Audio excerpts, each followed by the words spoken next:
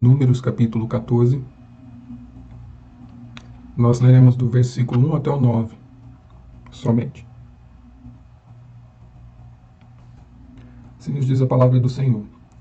Levantou-se, pois, toda a congregação e gritou em alta voz, e o povo chorou aquela noite.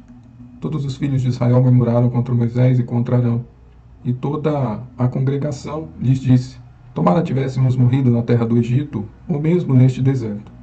E por que nos traz o Senhor a esta terra, para cairmos à espada e para que as nossas mulheres e nossas crianças sejam por presa? Não nos seria melhor voltarmos para o Egito? E diziam uns aos outros: Levantemos um capitão, e voltemos para o Egito. Então Moisés e Arão caíram sobre o seu rosto, perante a congregação dos filhos de Israel. E Josué, filho de Num, e Calebe, filho de Jefoné, dentre os que espiaram a terra, rasgaram as suas vestes, e falaram a toda a congregação dos filhos de Israel, dizendo: A terra pelo meio da qual passamos a espiar é terra muitíssimo boa. Se o Senhor se agradar de nós, então nos fará entrar nessa terra, e nos dará terra que mana leite e mel. Então somente não sejais rebeldes contra o Senhor e não temais o povo dessa terra, porquanto, como pão, os podemos devorar. Retirou-se deles o seu amparo. O Senhor é conosco. Não temais. Com certeza, quando fazemos uma viagem, todos nós devemos escolher o caminho a ser seguido, para que saiamos da nossa origem e cheguemos ao nosso destino.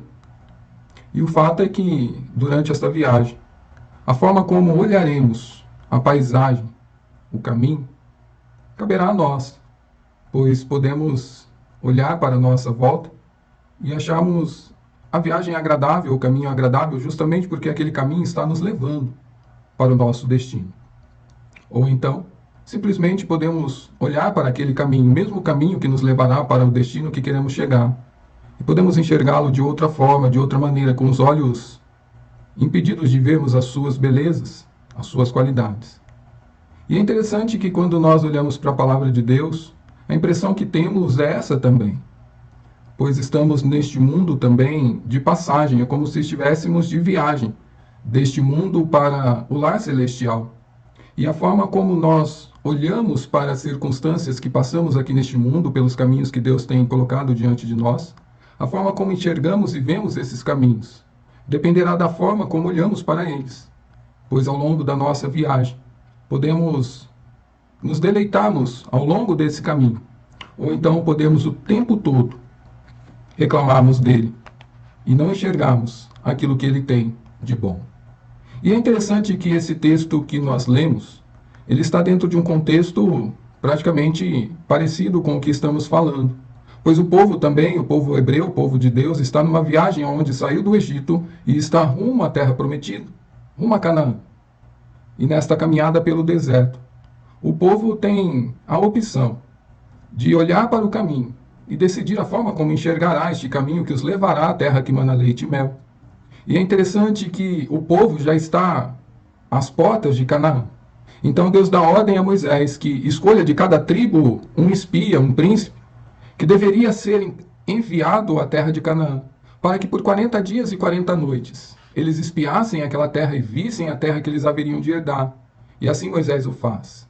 Ele escolhe um príncipe de cada tribo, 12 homens, que para aquela terra eles vão e ali eles fazem a sua incursão. E ali eles têm algumas percepções, eles veem algumas coisas nesta viagem que fizeram. Eles veem ali os filhos de Anak, que eram gigantes, homens de aproximadamente ou quase 3 metros de altura.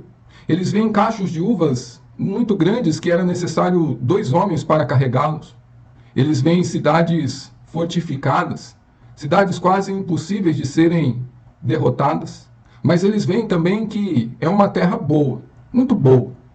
E é interessante que é no retorno, quando eles devem relatar a Moisés e quando eles devem relatar a todo o povo de Israel que eles viram naquela terra, é que exatamente nós vemos que 10 daqueles homens, eles olham para aquela terra e têm uma interpretação diferente.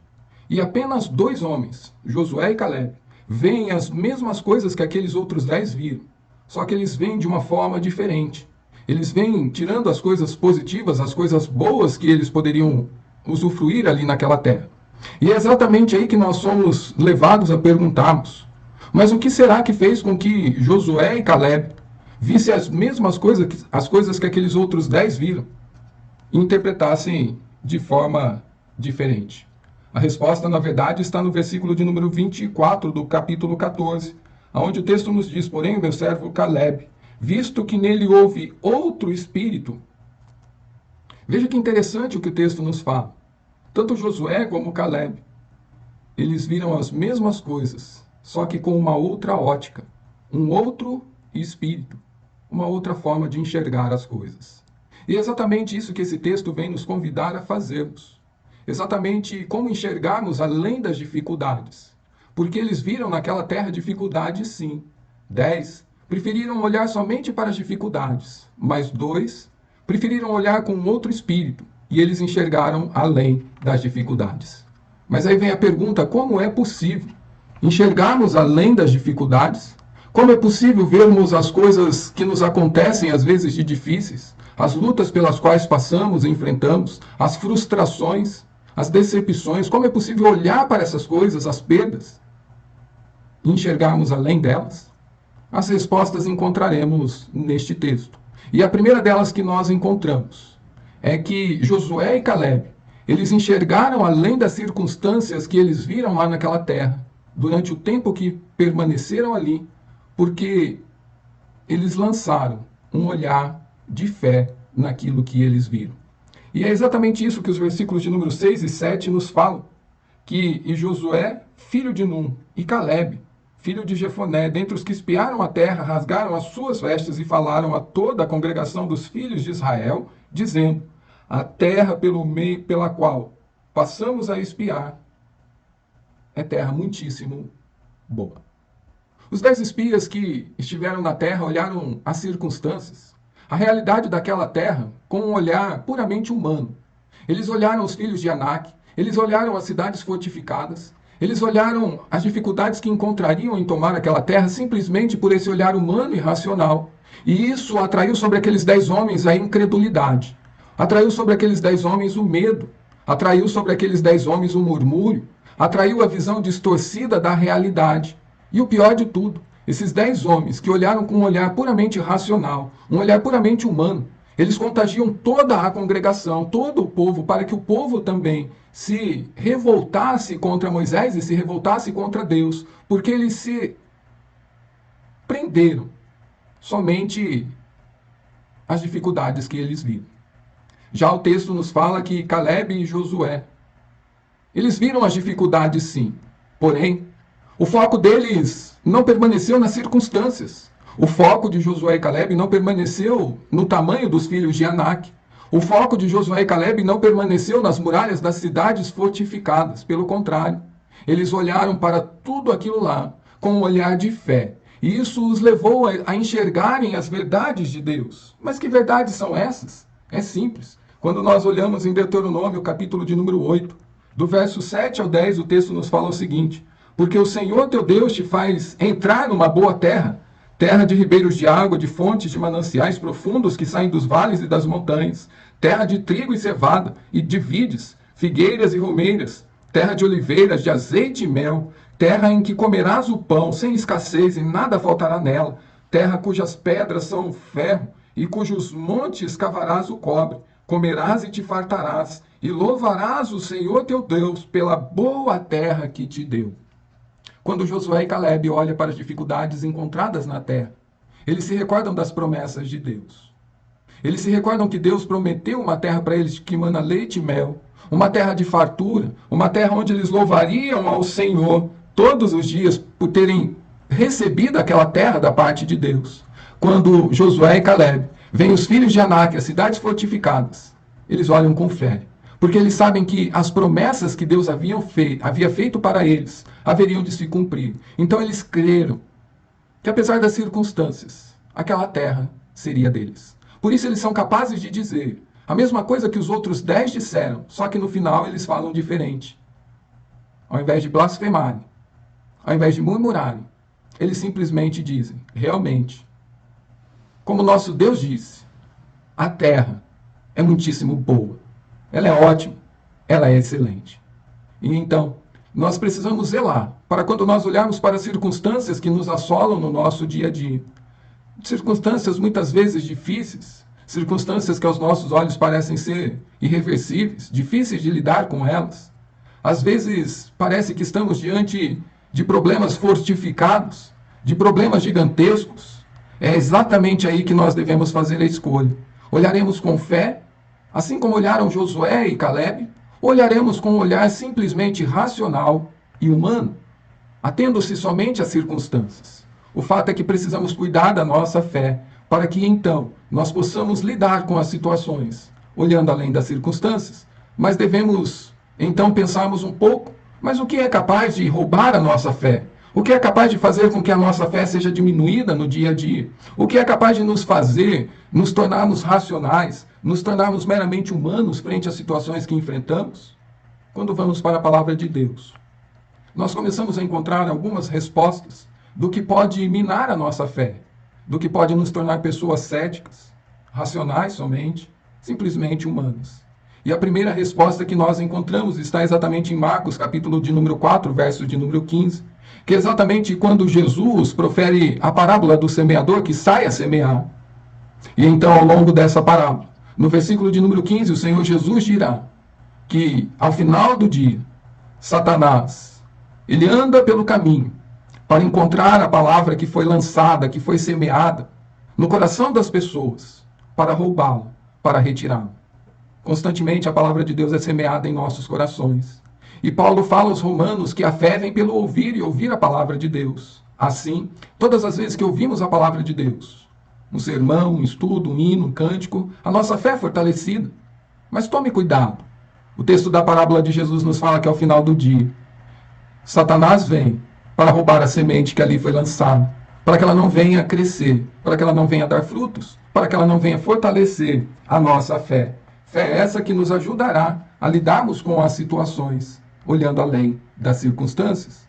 Mas quando nós olhamos na primeira carta que Pedro escreve, no capítulo de número 5, versículos de número 8 e 9, o texto nos fala o seguinte: sede sóbrios e vigilantes. O diabo, vosso adversário, anda em derredor como leão que ruge, procurando alguém para devorar. Resisti-lhes firmes na fé, certo de que os sofrimentos iguais aos vossos estão se cumprindo na vossa irmandade, espalhada pelo mundo. Esse texto é um texto muito interessante. E o pastor escritor John Piper escreveu um artigo fantástico sobre ele, onde ele diz que Satanás, ele se alimenta da nossa fé no café da manhã. E ele usa exatamente esse texto da primeira carta de Pedro, capítulo de número 5, versos 8 e 9, onde ele fala que Satanás, o diabo, ele está como um leão que ruge procurando alguém para devorar. E ele faz uma pergunta a esse texto: você acha que o diabo quer comer os nossos ossos, a nossa carne, assim como um leão selvagem quer comer a sua presa? Você acha que o diabo dia e noite fica tentando triturar os nossos ossos? Ele diz não. O que o diabo está tentando fazer é se alimentar da nossa fé. Por isso Pedro diz: resistir-lhes firmes na fé. É isso que o diabo quer roubar de nós. É dela que ele se alimenta, porque ele sabe que se roubar a nossa fé, se devorar a nossa fé, nós seremos presas fáceis. Nós passaremos a olhar para as circunstâncias duvidando de Deus. Nós não creremos mais nas promessas de Deus. Passaremos a murmurar contra Deus, assim como o povo fez ali. E exatamente Satanás alimenta-se da nossa fé. Assim como Jesus diz para Pedro, quando ele se volta para Pedro e diz: Satanás, Pedro, ele quer te peneirar. Mas fique tranquilo, roguei para que a tua fé não desfaleça. Devemos pensar aqui que Pedro seria passado numa peneira. Imagine algo passando numa peneira. O fato é que algo cai embaixo e algo fica em cima. E o que Satanás queria exatamente era fazer com que Pedro passasse pelo vão da peneira e a fé dele permanecesse presa na peneira. É por isso que Jesus diz: eu roguei para que a tua fé não desfaleça. Temos que estar atentos, porque quando a nossa fé é roubada pelo diabo, quando ele se alimenta da nossa fé, quando a nossa fé é enfraquecida porque ele vem e rouba a semente que foi lançada, e ela não cresce, não germina, não frutifica. Aqui neste mundo, quando passarmos pelas dificuldades, aqui neste mundo, quando olharmos para circunstâncias difíceis, nós faremos como aqueles 10 espias e o restante do povo. Nós blasfemaremos, murmuraremos, reclamaremos e nos daremos por vencidos diante das circunstâncias. Mas Josué e Caleb estão fortalecidos na fé. E eles então veem as circunstâncias e são capazes de dizer: a terra realmente é muitíssimo boa. Temos que estar atentos, porque muitas vezes o nosso olhar estará preso à tempestade e não contemplará Jesus andando sobre as águas. Temos que estar atentos para ouvirmos a voz primária. A voz primária é a voz de Deus, aquele que fala ao nosso coração por meio da palavra, aquele que fala ao nosso coração por meio do Espírito Santo, porque as vozes secundárias, que é a voz do diabo, que é a voz daquelas pessoas que simplesmente vêm para nos desincentivar, para nos derrotar, para dizer que a situação não tem mais jeito, temos que tomar cuidado com essas vozes secundárias, porque elas também vêm para minar a nossa fé. Pedro, Paulo, eles olharam para a prisão como oportunidades e não como o fim deles. Oportunidades de testemunharem, cantando, louvando, orando, porque eles olharam com fé. Uma fé que estava fortalecida e uma fé que não foi esmorecida ao longo do caminho. Conta a história que Charles Spurgeon, ele sentiu no coração o desejo de realizar um plano ousado, de construir uma igreja para 5.500 membros.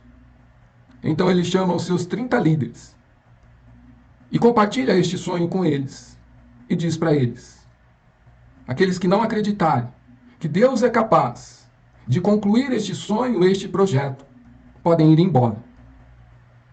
O fato é que dos 30, 23 líderes abandonaram Charles Spurgeon e somente 7 permaneceram com ele. Final da história, a igreja foi construída.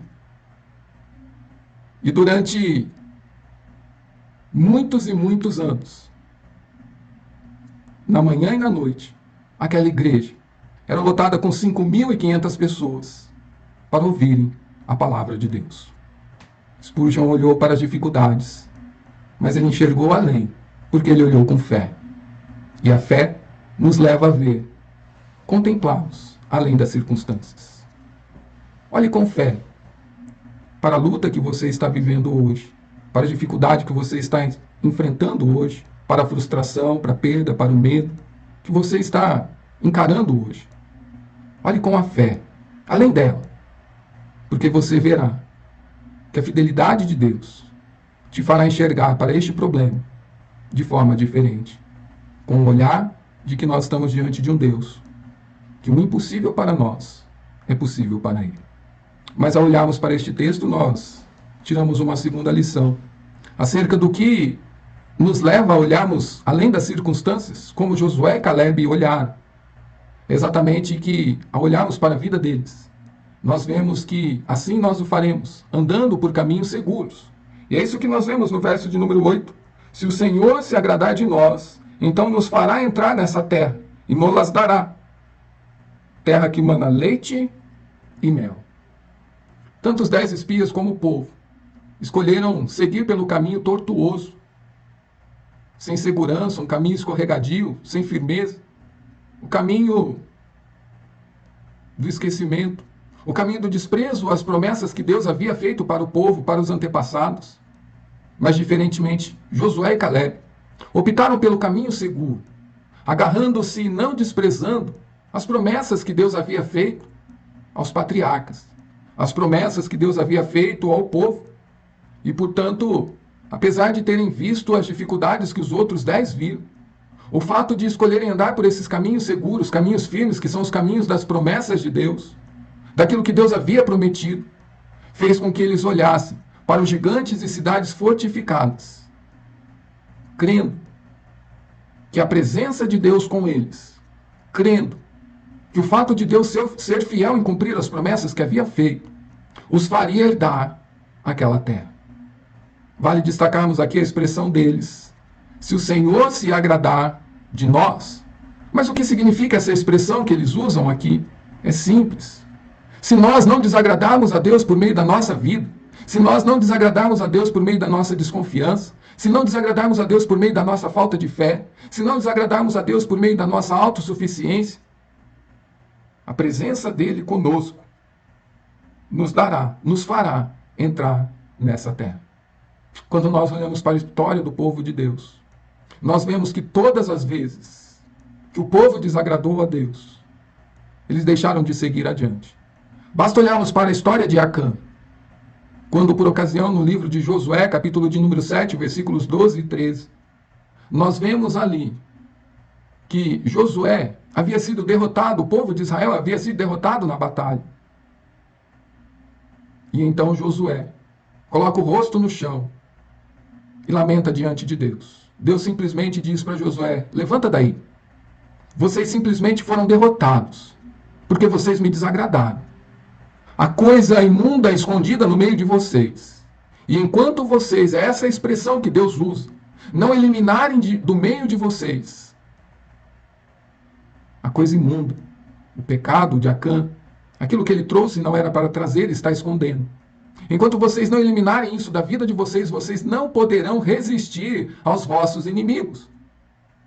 E então Josué entende que enquanto eles não voltassem a agradar a Deus por meio de uma vida de santidade, tirando do meio deles aquilo que estava desagradando a Deus, ou seja, levantando quem havia desobedecido a Deus, eles não poderiam resistir dali para diante. E Josué, ele sabe disso. Por isso ele diz aqui: se o Senhor se agradar de nós. Isso é andar por um caminho seguro. O caminho onde no dia a dia nós escolhemos andar. Mesmo em meio às dificuldades, mesmo em meio às lutas que surgem, decidimos andar sobre aquilo que Deus nos orienta a fazer, sobre a sua palavra, sobre as orientações da palavra. O fato é que quando nós desagradamos a Deus, nós não conseguimos enxergar além das circunstâncias. Ficamos como aquele povo ali, que achou que derrotaria aqueles gigantes e as cidades fortificadas somente na força do seu braço, desprezando assim as promessas de Deus, desconfiando assim de que Deus seria capaz de levá-los à vitória. Para enxergarmos além das dificuldades é necessário que estejamos em comunhão, em intimidade com Deus, assim como Josué e Caleb.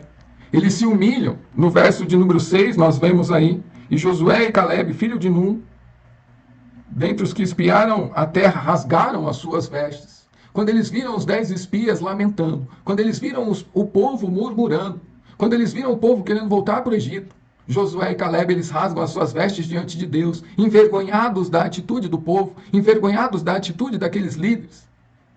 E ali diante de Deus, eles rasgam o seu coração e agradam a Deus pela sua postura em dizerem para Deus: eles estão duvidando do teu poder, mas nós não estamos. Eles estão duvidando das tuas promessas, mas nós não estamos. E assim será com todos nós. Se o Senhor se agradar de nós, a presença dele conosco certamente nos fará herdar a terra que mana leite e mel. Todas as vezes que diante das provações e diante das tentações escolhemos os caminhos seguros, conseguiremos enxergar além das circunstâncias. Basta olharmos para a tentação de Jesus. Quando ele é tentado ali no deserto pelo diabo, ele resiste, andando pelo caminho seguro de citar ao diabo a palavra de Deus. Ele rebate as propostas do diabo com a vontade do Pai. Esse é o caminho seguro diante das tentações. E faça essa diferenciação. Provação, ela vem da parte de Deus para nos fortalecer e para trabalhar as nossas vidas. Isso é provação. Agora, a tentação, ela vem da parte do diabo para nos tentar levar para longe de Deus. E é justamente nestes momentos que devemos escolher andarmos por caminhos seguros, independente das circunstâncias que estejamos enfrentando, nos mantermos firmes no Senhor, em fidelidade, nos mantermos firmes no Senhor, em justiça, em amor, em perdão, em retidão, em comunhão, enfim, nos mantermos sobre a rocha, ao invés de escolhermos andarmos por pedras escorregadias, caminhos tortuosos e difíceis, perigosos. Pois se assim o fizermos, escolhermos diariamente andarmos por caminhos seguros, certamente desfrutaremos da terra que mana leite e mel. Ou seja, desfrutaremos das bênçãos que Deus tem reservadas para a nossa vida. Mas, por fim, quando nós olhamos para esse texto, nós encontramos uma última resposta acerca de como é possível olhar além das circunstâncias. Pois quando nós olhamos para a vida de Josué e Caleb, vemos estes dois homens submetendo-se ao poder de Deus.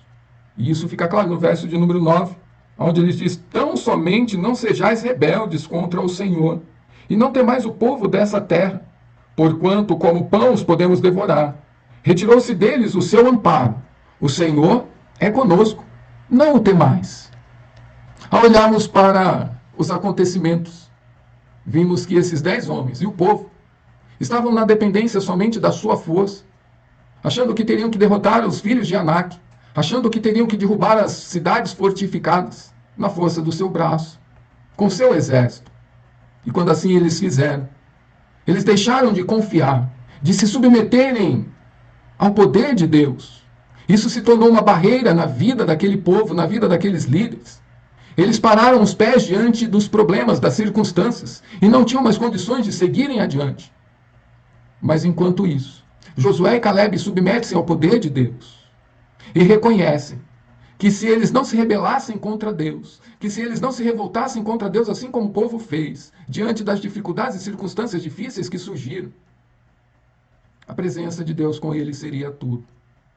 Ah, quantas vezes diante das circunstâncias que não esperamos, ou que não esperávamos, quantas vezes diante do impossível aos nossos olhos, nós nos revoltamos, nos rebelamos contra Deus. E Josué e Caleb está dizendo aqui: tão somente não sejais rebeldes. Quando nós olhamos para a vida desses dois líderes, jovens, nós vemos que eles entendiam que haveria luta, sim. Quando viramos a página no capítulo de número 13 e olhamos do versículo de 28 a 30, o texto nos diz o seguinte: o povo, porém, que habita nessa terra é poderoso, e as cidades muito grandes e fortificadas. Também vimos ali os filhos de Anak. Os amalequitas habitam na terra do Neguebe, os heteus, os jebuseus, os amorreus habitam nas montanhas, os cananeus habitam ao pé do mar e pela ribeira do Jordão. Então Caleb fez calar o povo perante Moisés e disse: eia, subamos e possuamos a terra, porque certamente prevaleceremos contra ela. Josué e Caleb não estavam discordando que haveria luta. Eles não estavam desprezando que teriam que pôr as mãos em armas.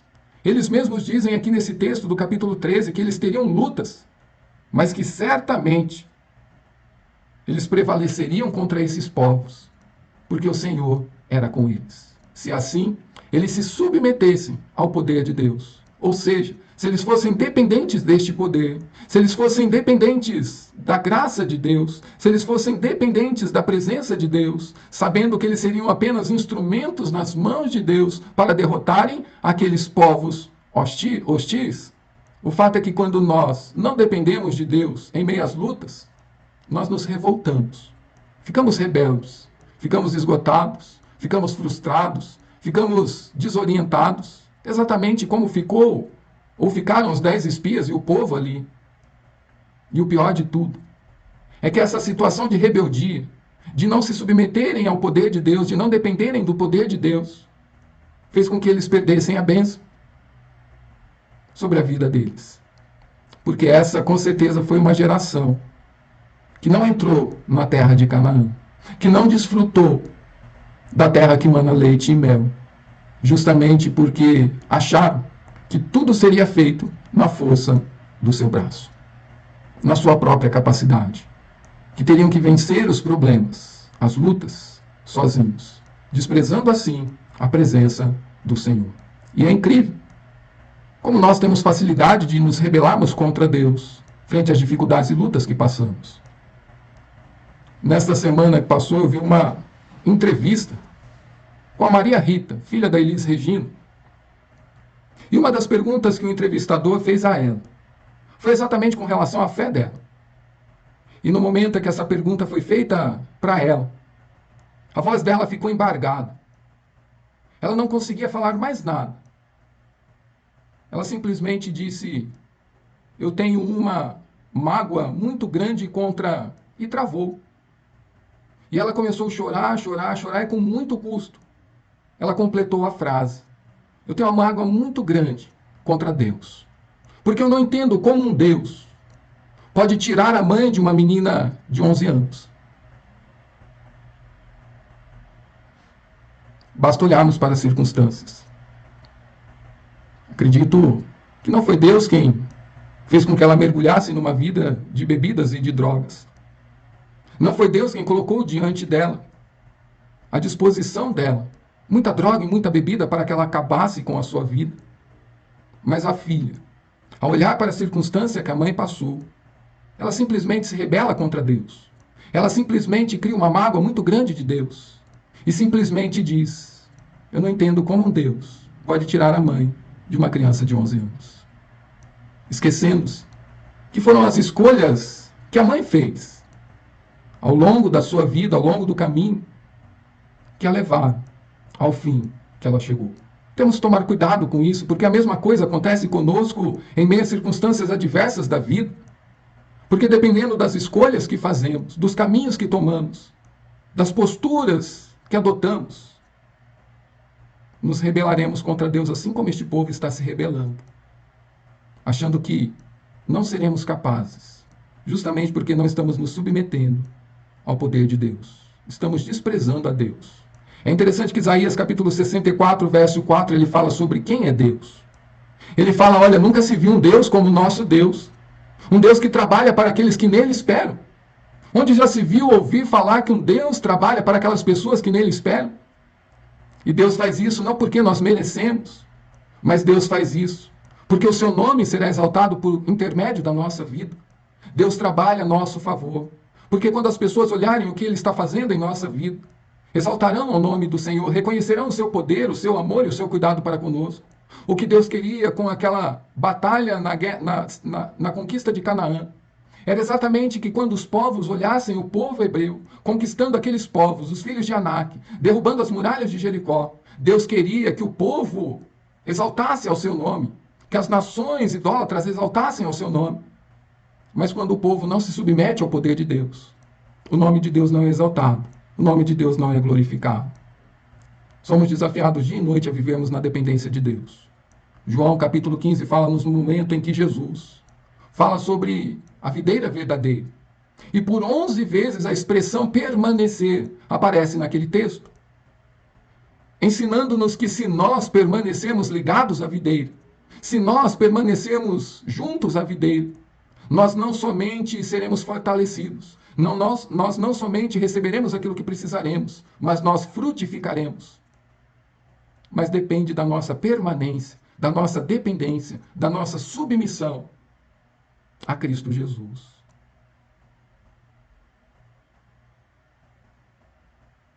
Como temos olhado para as circunstâncias e as enfrentado? Na força do nosso braço? Na confiança daquilo que temos?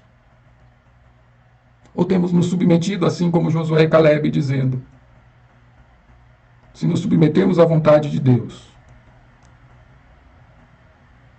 nós não somente derrotaremos o povo, mas nós herdaremos a terra.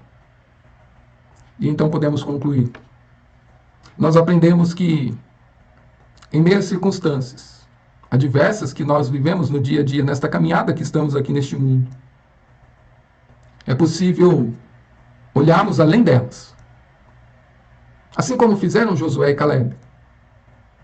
Porque quando nós formos capazes de olharmos além das lutas, das barreiras, das dificuldades que estiverem diante de nós, das tempestades, se formos capazes de olhar além,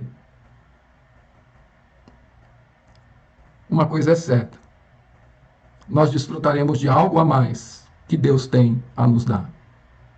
Josué e Caleb desfrutaram de algo a mais que o povo não pôde desfrutar, que aqueles 10 outros líderes não puderam desfrutar, que foi de colocarem a planta dos seus pés na terra que mana leite e mel, que forem de olhar com os seus olhos a terra da promessa. Quando nós olhamos além das circunstâncias, nós podemos desfrutar daquilo que Deus tem de melhor para nós, principalmente o seu amor, o seu cuidado, a sua proteção. É necessário que cada vez mais, no nosso dia a dia, nós realmente olhemos para as circunstâncias com fé, que nós realmente escolhamos andarmos por caminhos seguros e que nós realmente nos submetamos ao poder que vem do Senhor. Sabedores de que Deus conosco é a certeza de que passaremos pelas lutas e dificuldades, pelo vale da sombra e da morte, com Deus ao nosso lado.